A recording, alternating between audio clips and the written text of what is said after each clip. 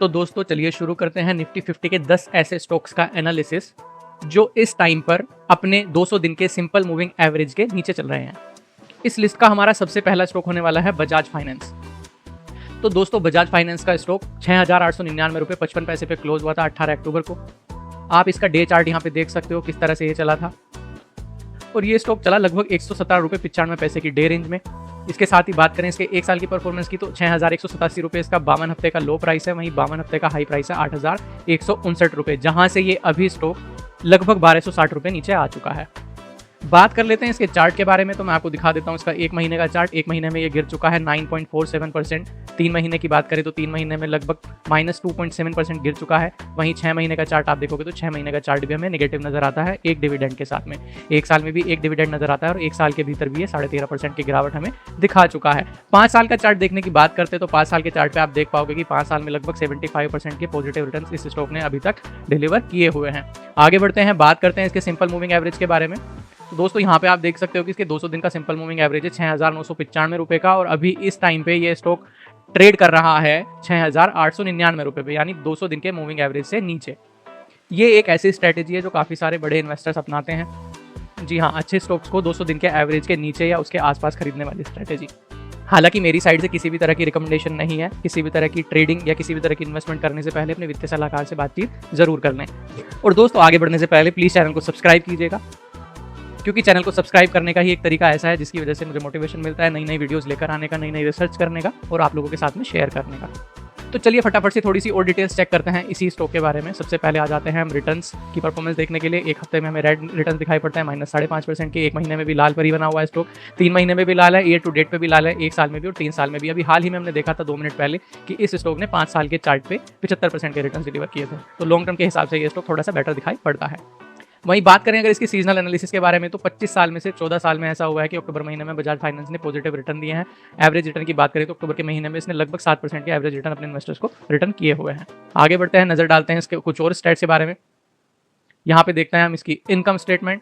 बात करेंगे annual statement के बारे में तो आप यहाँ पे देख सकते हो कि मार्च 2024 के नतीजों के हिसाब से इसकी सेल्स हुई थी 54,969 करोड़ रुपए की और नेट प्रॉफिट रहा था 14,443 करोड़ रुपए का। हालांकि जून क्वार्टर के नतीजे आना अभी बाकी है।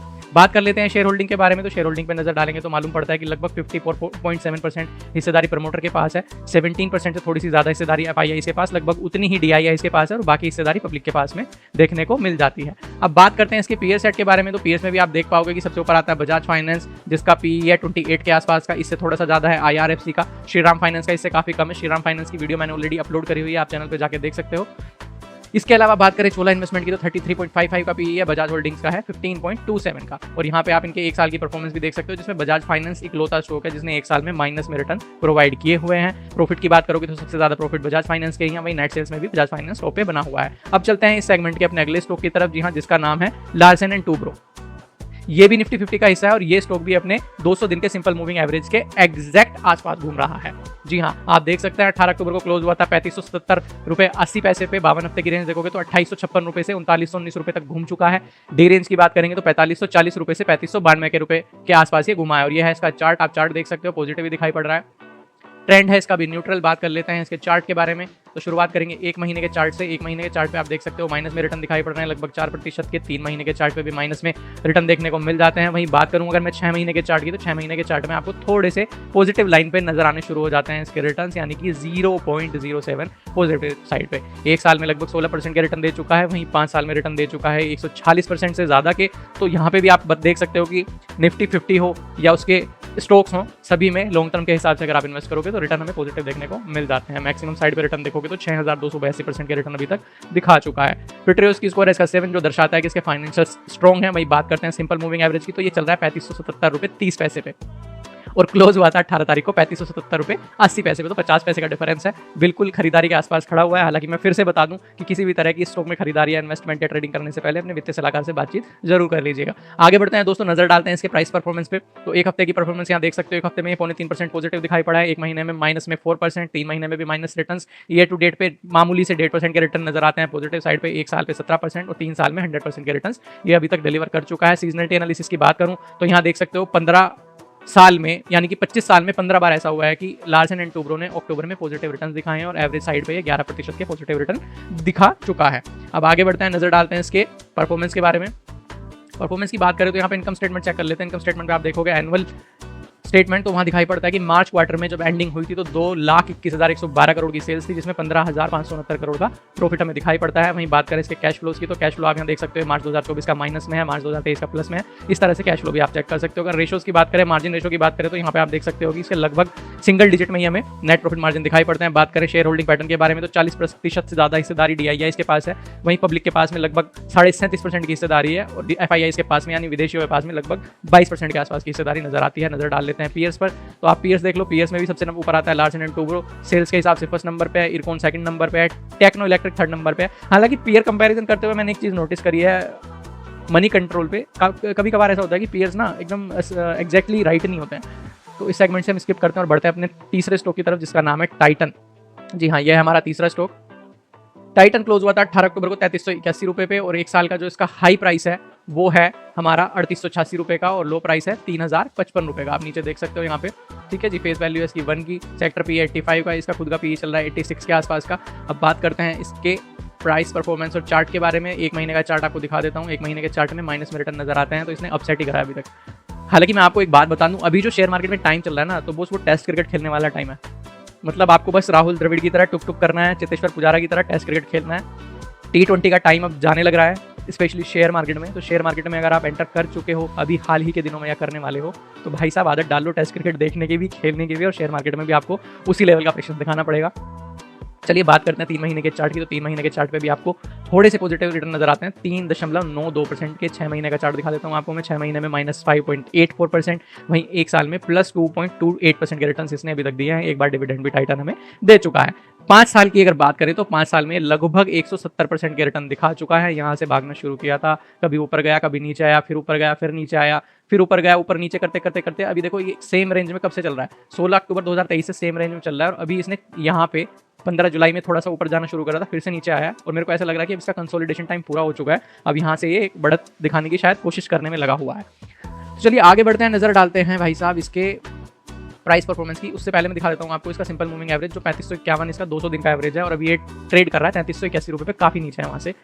बात कर लेते हैं इसके प्राइस परफॉर्मेंस की। तो यहाँ पे आप देख सकते हो एक हफ्ते में नेगेटिव, एक महीने में नेगेटिव, 3 महीने में पॉजिटिव, ईयर टू डेट पे -8%, एक साल में पॉजिटिव 3% और 3 साल में 30% के रिटर्न अभी तक दे चुका है। वहीं बात करेगा इसके सीजनल एनालिसिस के बारे में, तो 25 में से 17 साल में टाइटन कंपनी ने अक्टूबर महीने में पॉजिटिव रिटर्न दिया और एवरेज साइड पे 10.4% के रिटर्न दिखा चुका है। इसके बाद बात करते हैं इसके फाइनेंशियल्स के बारे में। तो दोस्तों बात कर लेते हैं फाइनेंशियल्स की भी। इनकम स्टेटमेंट पे चलते हैं, एक साल की इनकम स्टेटमेंट दिखा देते हैं आपको। मार्च 2024 का जो क्वार्टर खत्म हुआ था उसमें 51,000 करोड़ की सेल्स हुई थी, जिसमें से 3400 या यूं कहूं 3500 करोड़ के आसपास का प्रॉफिट बना था। कैश फ्लो दिखा देता हूं, कैश फ्लो था मार्च क्वार्टर में 177 करोड़ का। अगर मार्जिन रेशोज की बात करें जो देखने चाहिए, तो मार्जिन रेशो मैं आपको यहाँ पे दिखा देता हूँ। नेट प्रॉफिट मार्जिन परसेंटेज रहा है 6.84% मार्च में, अभी तक डबल डिजिट में नहीं गया है।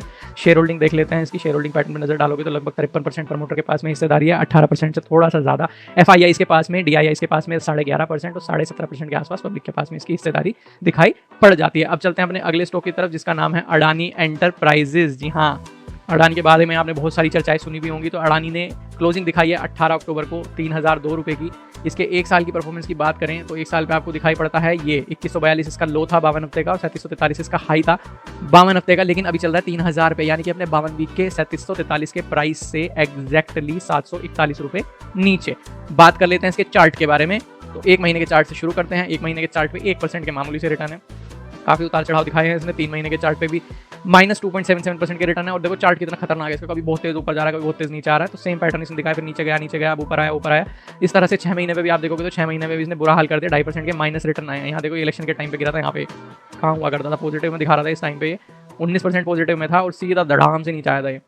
एक साल की बात करें तो एक साल में एक बार डिविडेंड दे चुका है और एक साल में 23% के पॉजिटिव रिटर्न भी इसने दिए हुए हैं। तो यहाँ से पता चलता है कि आप टेस्ट क्रिकेट यानी कि मार्केट में इन्वेस्टर के तौर पे आओगे तो आपको पॉजिटिव चीज़ें देखने को मिल जाएंगी, और छोटे T20 फॉर्मेट को खेलने आओगे तो भाई साहब उसका तो कोई बोल ही नहीं सकता कुछ उसके बारे में। खैर 5 साल की बात कर लेते हैं। 5 साल का चार्ट आप देख लो। 5 साल के चार्ट पे लगभग 1860% के रिटर्न, यहाँ देखो ये 1860% के रिटर्न दिखा चुका है। यहाँ से बढ़ते 116 रुपये से बढ़ते बढ़ते भाई साहब ये 3743 रुपये गया, बल्कि 4190 रुपये गया था एक बार, और 4190 से गिरते गिरते 3100 रुपये आ चुका है। यानी कि अपने ऑल टाइम हाई से बात करें तो लगभग 1190 या 1188 रुपये नीचे चल रहा है अभी इस टाइम पे।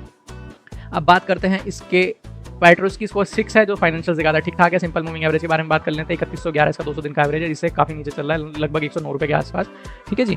अब बात करते हैं इसके प्राइस परफॉर्मेंस के बारे में। तो एक हफ्ते में निगेटिव, एक महीने में 1.5% के पॉजिटिव रिटर्न, जिसको तो कंसिडर करना ही नहीं चाहिए। 3 महीने में 3% के माइनस, ईयर टू डेट में 5% पॉजिटिव, एक साल पे 24% रिटर्न पॉजिटिव दिया है, ठीक ठाक रिटर्न नजर आते हैं। 3 साल में भी 85% के रिटर्न दे चुका है। सीजनलिटी एनालिसिस की बात करें तो 25 में से 15 साल में अडानी एंटरप्राइजेज ने अक्टूबर महीने में पॉजिटिव रिटर्न दिए हैं, और एवरेज रिटर्न बनता है 16.89% का। ठीक है जी। अब बात कर लेते हैं इसके रिजल्ट्स के बारे में। जो लेटेस्ट इसकी इनकम डिटेल्स हमें मिलती हैं एनुअल चार्ट पे वो मिलती है मार्च 2024 की देखने को, जहां इसने सेल करी थी 96,420 करोड़ की और प्रॉफिट कमाया था 3293 करोड़ का। कैश फ्लो की बात करें तो 424 करोड़ कैश फ्लो हुआ करता था मार्च 2024 क्वार्टर के एंडिंग के टाइम पे। और मार्जिन रेशो की बात करें तो मार्जिन रेशो भी 3.41% था, और ये 3.41% इसका highest net profit margin percentage है 2020 से लेकर 2024 तक का।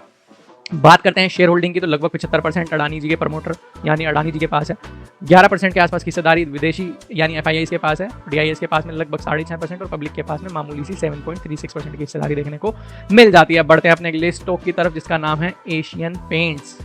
तो दोस्तों पोर्टफोलियो तो हर जगह इस समय लाल रंगे पड़े हैं, तो एशियन पेंट की बात करना भी बनता है, कलर थोड़ा ग्रीन होना चाहिए। तो एशियन पेंट क्लोज हुआ है 2992 रुपये पे 18 अक्टूबर को, और इसका ऑल टाइम हाई रहा है 3590 रुपये का। 52 हफ्ते का हाई रहा है 3422, 52 हफ्ते का लो रहा है 2670, और 52 हफ्ते के लो से 300 रुपये के आसपास ये ऊपर चल रहा है। लेकिन सिंपल मूविंग एवरेज दिखा देता हूँ मैं पहले आपको इसका भाई साहब। सिंपल मूविंग एवरेज 200 दिन का है 3004 रुपये, जहाँ से ये मात्र आप देखोगे सिर्फ 12 रुपये नीचे चल रहा है। तो यहाँ पे खरीदारी करना आप देख लीजिए, आपको सही लगता है तो।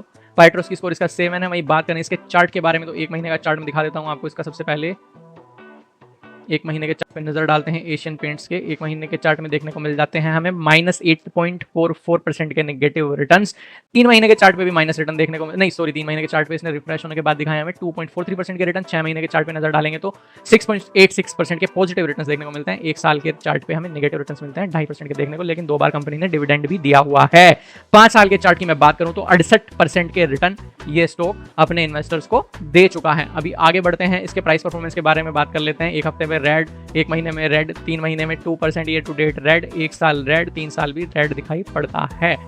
अब देखो एक मजे की बात मैं आपको दिखा देता हूँ। 3 साल इसके रेड हैं, बट चार्ट पे वापस से चलते हैं। 5 साल के चार्ट पे देखोगे 68% के रिटर्न बनता है, लगभग 13.5-14% के आसपास एवरेज रिटर्न इसने 5 साल में एनुअली तौर पे दिखाए। अगर आप साल का एवरेज निकालोगे तो उतना ही बनेगा। पिछले 25 में से 15 साल में अक्टूबर महीने में एशियन पेंट्स ने निगेटिव रिटर्न्स दिए हैं। जी हाँ, लेकिन नेगेटिव रिटर्न में एवरेज रिटर्न की बात करें तो 0.61% का एवरेज चेंज दिखाई पड़ता है, सॉरी -5.98% का एवरेज चेंज दिखाई पड़ता है। तो इतना इसने नेगेटिव साइड पे दिखाया हुआ है। बात कर लेते हैं साहब अब इसके स्टैट्स के बारे में। तो इनकम स्टेटमेंट की बात करते हैं। एनुअली मार्च 2024 के रिजल्ट आ रखे हैं लेटेस्ट में, जिसमें इसने दिखाया 35,000 करोड़ के आसपास की इसकी सेल्स है। 5,424 करोड़ के आसपास का नेट प्रॉफिट दिखाई पड़ता है। कैश फ्लो पे नजर डालें तो 572 करोड़ हुआ करता था लेटेस्ट क्वार्टर में। और रेशोज की बात करें तो सबसे पहले और सबसे लास्ट में मार्जिन रेशो चेक करेंगे तो नेट प्रॉफिट मार्जिन परसेंटेज दिखाई पड़ता है 15% से थोड़ा सा ऊपर की तरफ, जो थोड़ा बढ़ा हुआ है, पिछले 5 साल का हाईएस्ट भी है। अब बात करते हैं साहब इसकी शेयर होल्डिंग के बारे में। तो 52% हिस्सेदारी से थोड़ी सी ज्यादा प्रमोटर के पास है, लेकिन इसमें एक थोड़ा सा गुगली आ जाती है। वो गुगली आ जाती है प्लेजिंग की। प्रमोटर ने लगभग 6.49%, फिर 6.58 करा, 7 करा, बढ़ाते बढ़ाते इस टाइम पे सितंबर 2024 में 7.7% हिस्सेदारी प्लेज की हुई है। जी हाँ, ये नोटिस करने वाली बात है सर।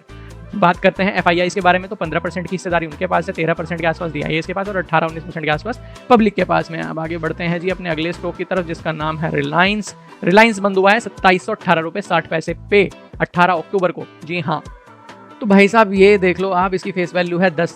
ठीक है जी, 10 फेस वैल्यू के साथ ये रिलायंस का स्टॉक हमें देखने को मिल जाता है। ऑल टाइम हाई है इसका 3217 रुपये का। 52 हफ्ते की बात करें यानी 1 साल की, तो हाई दिखता है 3217 रुपये का और लो दिखता है 2220 रुपये के आसपास का।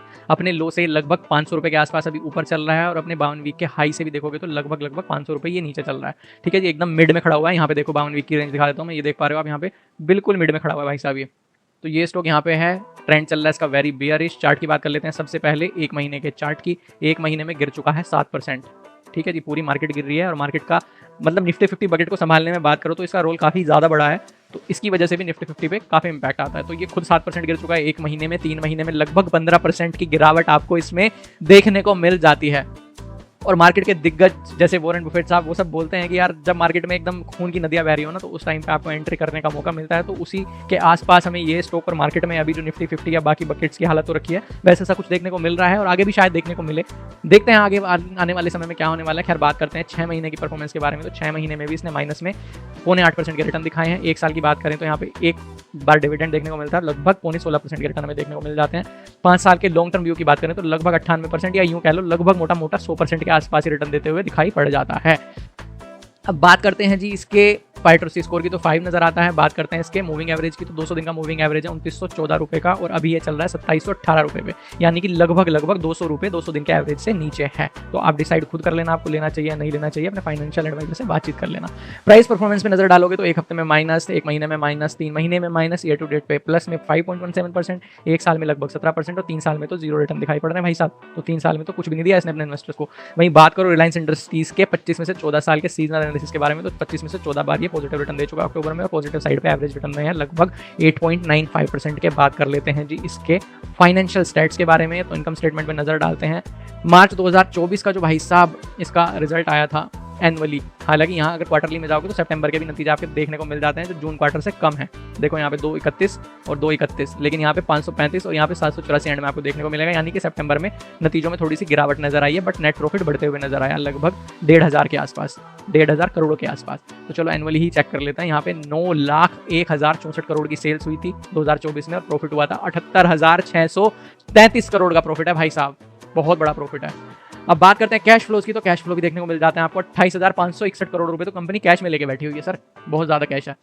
रेशोज की बात करें तो मार्जिन रेशोज चेक करने वाले हैं हम, 8.72% के हैं, जो इसके एक बार मार्च 2021 में डबल डिजिट में गए थे और पिछले 5 साल में एक ही बार डबल डिजिट हमें दिखाई पड़ता है, उसके अलावा दिखाई नहीं पड़ता। बात करते हैं शेयर होल्डिंग की, तो 50% हिस्सेदारी खुद मालिकों के यानी प्रमोटर्स के पास में है, 22% के आसपास FIIs के पास है, 17.5% DII और लगभग 10.5% ही मोटा माटी पब्लिक के पास में हिस्सेदारी हमें देखने को मिल जाती है जी। अब बढ़ते हैं अपने अगले स्टॉक की तरफ जिसका नाम है नेस्ले, मैगी वाला स्टॉक। तो दोस्तों मैगी वाला स्टॉक 18 अक्टूबर को लगभग 1.25% गिरा और 2350 रुपये 25 पैसे पे इसने क्लोजिंग दिखाई।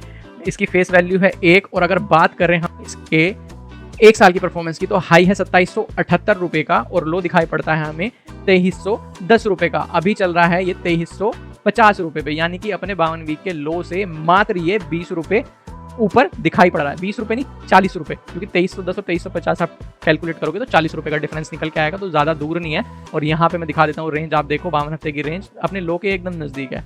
अब आप खुद देख लो फाइनेंशियल एडवाइजर से बातचीत करके कि आपको खरीदना चाहिए या नहीं खरीदना चाहिए। चार्ट पे नजर डाल लेते हैं, 1 महीने का चार्ट है। 1 महीने के चार्ट पे आपको लगभग 10% के आसपास की गिरावट देखने को मिल जाती है। 3 महीने के चार्ट पे भी आपको लगभग 10% की ही गिरावट देखने को नजर आती है। 6 महीने के चार्ट पे नजर डालते हैं तो लगभग 5% की गिरावट नजर आती है। 1 साल के चार्ट में नजर डालते हैं तो हमें 4 डिविडेंड 1 स्प्लिट के साथ साथ 1.25% की पॉजिटिव रिटर्न देखने को मिलती है। वही 5 साल के चार्ट पे नजर डालोगे तो 68% के आसपास के रिटर्न हमें देखने को मिल जाते हैं। अब बात कर लेते हैं जी इसकी पाइट्रोस की स्कोर की, तो 8 है, यानी कि स्ट्रॉन्ग फाइनेंशियल्स है। मूविंग एवरेजेस की बात करो तो 200 दिन का मूविंग एवरेज है 2535 रुपये का और उससे नीचे चल रहा है 2350 रुपये पे, लगभग 200 रुपये के आसपास का डिफरेंस हमें देखने को मिल जाता है। प्राइस परफॉर्मेंस की बात करें तो प्राइस परफॉर्मेंस पे आप देख सकते हो 1 वीक, 1 महीना, 3 महीना, ईयर टू डेट सब जगह निगेटिव, यानी कि लाल रंग दिखाई पड़ रहा है। लाल रंग की होली खेली हुई है इस स्टॉक ने। 1 साल पे 1% के रिटर्न और 3 साल पे लगभग 21% के आसपास के रिटर्न देखने को मिल जाते हैं। और सीजनल एनालिसिस की बात करें तो नेस्ले इंडिया ने पिछले 18 में से 12 साल में अक्टूबर महीने में पॉजिटिव रिटर्न दिए हैं एवरेज साइड पे 6.14% के। अब नजर डालते हैं इसके फाइनेंशियल्स पे, यानी कि इनकम स्टेटमेंट पे। तो सितंबर महीने की क्वार्टरली अगर बात करें तो जून क्वार्टर का हाल ये था 4813 करोड़ की सेल हुई थी, जो बढ़ के अब हो गई है 5104 करोड़ की। नेट प्रॉफिट देखोगे तो पहले 740 करोड़ था पिछले क्वार्टर में और इस क्वार्टर में हो चुका है 986 करोड़।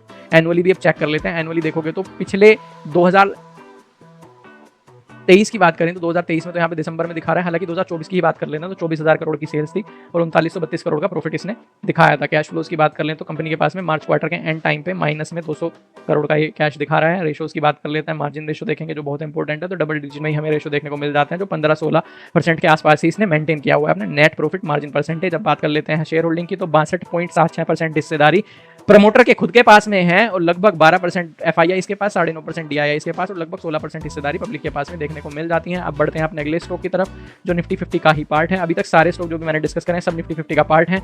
अगला स्टॉक आता है हमारा इंडसइंड बैंक लिमिटेड जो बंद हुआ था 1343.25 पे 18 अक्टूबर को। फेस वैल्यू है इसकी 10 की, आप नीचे देख सकते हो यहाँ पे ये रही। 52 वीक का हाई है 1694.50, ये रहा सर। 52 वीक का लो है 1329 रुपये का और 52 वीक के लो के आसपास ही चल रहा है। 20 रुपये के आसपास का डिफरेंस आपको देखने को मिलता है, बस उससे 20 रुपये ऊपर चल रहा है। तो यहाँ चार्ट की बात कर लेते हैं सर। एक महीने के चार्ट की बात करेंगे सबसे पहले। एक महीने के चार्ट में लगभग 9% के माइनस में रिटर्न्स देखने को मिलते हैं, गिरावट नजर आती है काफ़ी भयंकर। 3 महीने में भी लगभग 7.25% की गिरावट है। 6 महीने के चार्ट पे भी हमें गिरावट देखने को मिलती है लगभग 10% के आसपास। एक साल के चार्ट पे भी हमें गिरावट देखने को मिलती है 6% के आसपास और एक डिविडेंड भी नजर आता है। डिविडेंड देख लेते हैं, इसने दिया था 16.5 रुपये का। 5 साल के चार्ट पे नजर डालते हैं तो 5 साल में इसने पॉजिटिव रिटर्न दिखाए हैं मगर 4.5% की रिटर्न है। देखो यहाँ ओपन हुआ था कहीं यहाँ पे, ठीक है, और ये यहाँ पे आ चुका है, तो अभी कुछ भी रिटर्न नहीं दी इसने 5 साल के फ्रेम पे। अब बात करते हैं, आगे चलते हैं इसके पाइट्रस स्कोर के बारे में। तो 4 है जो बताता है इसके फाइनेंशियल्स वीक है। सिंपल मूविंग एवरेज है 1470 रुपये और ये स्टॉक ट्रेंड कर रहा है 1347 रुपये पे 200 दिन के एवरेज से काफ़ी नीचे। रिटर्न की हालत देखोगे तो 3 साल में तो 10% के रिटर्न में पॉजिटिव नजर आए हैं, बाकी सब जगह निगेटिव इसने लाल नदियाँ बहा रखी हैं। अब बात करते हैं इसके सर सीजनल एनालिसिस के बारे में। तो अक्टूबर महीने में इसने पिछले 24 में से 14 साल में निगेटिव रिटर्न दिए हैं। एवरेज निगेटिव रहा है 8.64% का। अब बात करते हैं जिसके फाइनेंशियल्स के बारे में।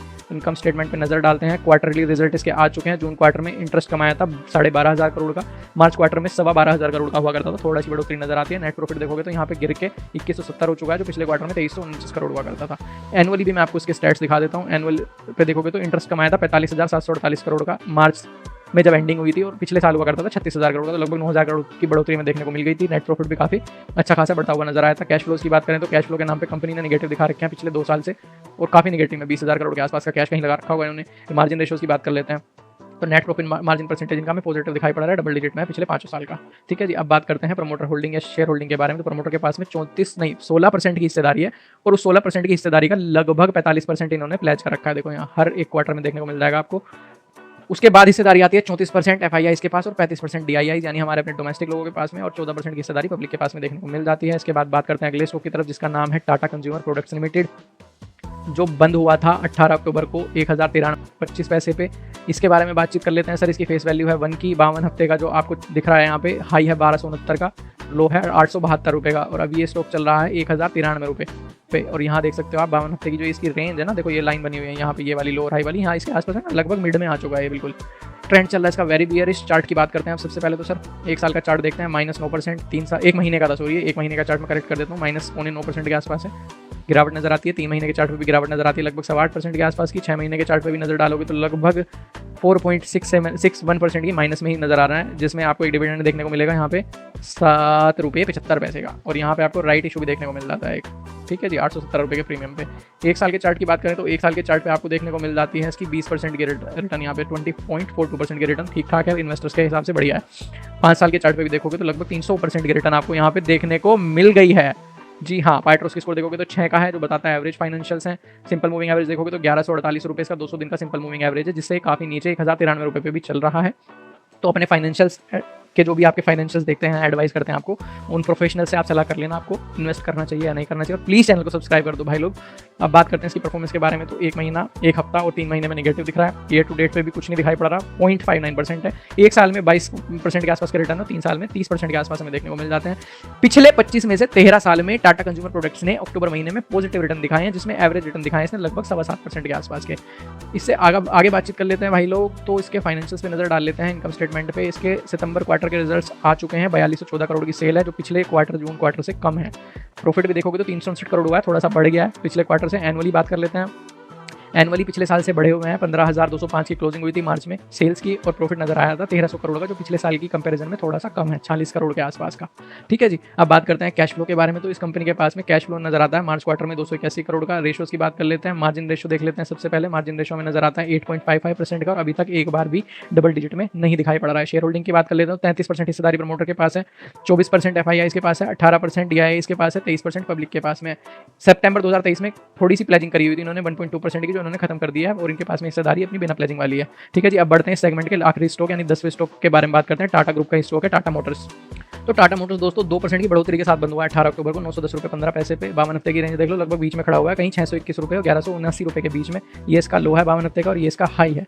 ठीक है जी, अब यहाँ से फटाफट से आगे बढ़ते हैं, इसका चार्ट देख लेते हैं। एक महीने के चार्ट को दिखा देता हूँ। माइनस में आपको यहाँ से गिरावट देखने को नजर आ रही है, देखो यहाँ से ऐसे ऐसे घूमते घामते ये नीचे गिर के यहाँ पे आगे रुक गया है। एक महीने के चार्ट पे -5% की रिटर्न है। 3 महीने का चार्ट देख लो, 3 महीने में भी नीचे दिखाई दे रहा है, 11% गिर चुका है 3 महीने में। 6 महीने में देखोगे तो 6 महीने में लगभग 8.33% गिर चुका है। 2 बार डिविडेंड दिखा चुका है यहाँ पे, स्पेशल डिविडेंड और फाइनल डिविडेंड, एक बार 3 रुपये का और दूसरी बार भी 3 रुपये का।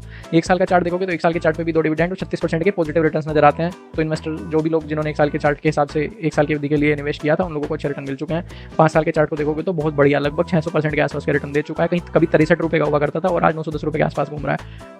ठीक है जी, अब बात करते हैं इसके पाइट्रोस्की स्कोर की जो 7 है, जो बताता है इसके स्ट्रॉन्ग फाइनेंशियल्स हैं। इसके अलावा बात कर लेते हैं सिंपल मूविंग एवरेज की। 200 दिन का एवरेज है 971 का, उससे काफी नीचे, लगभग 59 रुपये नीचे 910 रुपये पे चल रहा है अभी। तो आपको खरीदारी करनी है नहीं है, आप अपने फाइनेंशियल एडवाइजर से बातचीत करके डिसाइड कर लीजिएगा।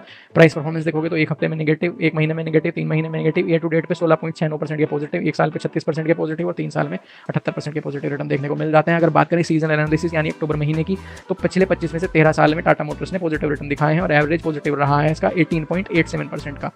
क्योंकि त्यौहार होते हैं, फेस्टिवल्स होते हैं, तो सेल्स काफ़ी बढ़ जाती होगी, ये एक मेजर रीज़न रहा होगा। खैर, अब बात कर लेते हैं जी इसके आगे फाइनेंशियल्स की। तो फाइनेंशियल्स की बात करें, इनकम की बात कर लेते हैं। सबसे पहले जून क्वार्टर इसका लेटेस्ट हुआ करता था, तो जब जून क्वार्टर में देखे थे तो हमने 1,08,048 करोड़ की सेल थी और प्रॉफिट था 5563 करोड़ का। बात कर लेते हैं एनुअली फाइनेंशियल्स की, तो मार्च में जब क्लोजिंग हुई थी तो 2023 के कंपैरिजन में यानी 3,45,000 करोड़ की सेल थी उस टाइम पे, और बढ़ के मार्च 2024 में आते आते 4,37,000 करोड़ की हो गई। प्रॉफिट भी आप देखोगे तो नेट प्रॉफिट 2024 में 31,000 करोड़ का, एकदम से 31,000 करोड़ का होगा। मार्च में कभी 2353 करोड़ का था। अब इसके रीजन क्या रहे होंगे, ये इनके कहीं इन्वेस्टमेंट वगैरह या जो भी कुछ रीजन रहे होंगे वो काफ़ी चेक करने पड़ेंगे, बैलेंस शीट इनकी देखनी पड़ेगी, वो कभी किसी और वीडियो में देखेंगे। तो मोटा माटी 31,000 करोड़ के रिटर्न से प्रॉफिट बना चुके हैं पिछले एक साल की क्लोजिंग के बैलेंस शीट पे। शेयर होल्डिंग की बात करें तो 42% के आसपास के इनके पास में है, यानी कि प्रमोटर के पास में है। 20% के आसपास एफआईआई इसके पास, 16% के आसपास दिया है इसके पास और 20-21% के आसपास पब्लिक के पास में हिस्सेदारी देखने को मिल जाती है। तो दोस्तों ये थे निफ्टी 50 के वो 10 स्टॉक जो अपने 200 दिन के सिंपल मूविंग एवरेज के नीचे चल रहे हैं। तो आप अपनी पढ़ाई लिखाई करो, अपने फाइनेंशियल एडवाइजर से बात करो, डिस्कस करो, उसके बाद में डिसाइड करो कि आपको लेने चाहिए या नहीं। और एक बात ध्यान रखना, सीजन चल रहा है टेस्ट क्रिकेट का, यहाँ पे T20 खेलने आओगे तो भाई साहब ऑल आउट हो जाओगे। शॉर्ट टर्म में पैसा कमाने की बातचीत छोड़ दो, मार्केट करेक्टिंग फेज में आ चुकी है और ये मालूम नहीं है कि कितने टाइम इसी फेज में मार्केट अब रहने वाली है। तो टेस्ट क्रिकेट खेलने का मूड बना के आओ, चेतेश्वर पुजारा बन जाओ भाई साहब, अजिंक्य रहाणे बन जाओ, राहुल द्रविड़ बन जाओ और आराम से पढ़ाई लिखाई करके अपनी मास्टर स्ट्रोक पारियां खेलो यहाँ पे, तभी कुछ पैसा बना पाओगे। इन्वेस्टर बनो, ट्रेडिंग व्रेडिंग छोड़ो, पढ़ाई लिखाई करके आओ। चैनल को सब्सक्राइब करो, चैनल पे कमेंट करो और अपने कमेंट के द्वारा बताओ कि आपको कौन से स्टॉक का एनालिसिस चाहिए, तो मैं पूरी कोशिश करूंगा बनाने की। तो चलिए मिलते हैं दोस्तों अगली वीडियो में, तब तक के लिए आप लोगों को फेस्टिवल्स की शुभकामनाएं और हैप्पी इन्वेस्टिंग।